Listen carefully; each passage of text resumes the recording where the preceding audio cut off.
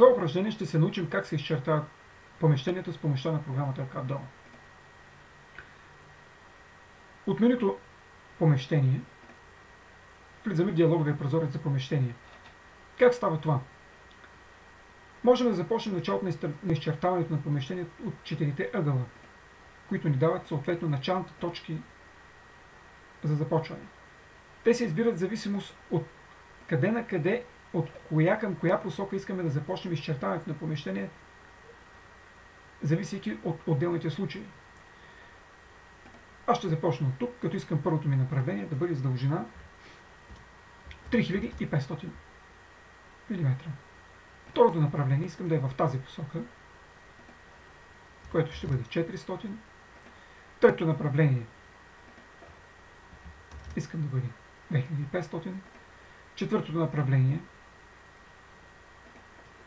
искам да го направя 1500 мм.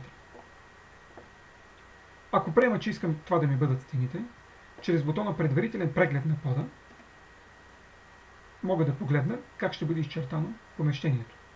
Много важно е да се знае, че линиите на пода и линиите на помещението не трябва да съвпадат.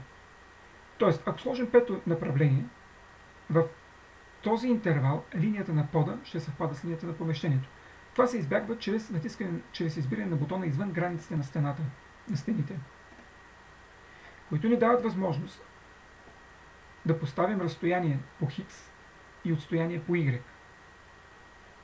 Можем да изключим опцията по X, пак да изберем предварителен преглед на пода, за да видим какво ще бъде изчертано. Стойността 1500 аз искам да я заменя със стойност 2000 и решавам, че искам да изчертая това помещение в AutoCAD. При което избирам бутонът Чертай помещение и давам начална точка на изчертаването на помещението.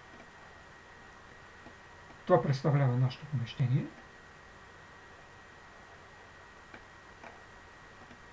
И за да имаме по-добър визуален ефект, аз ще използвам Подготви стени и под за визуализация.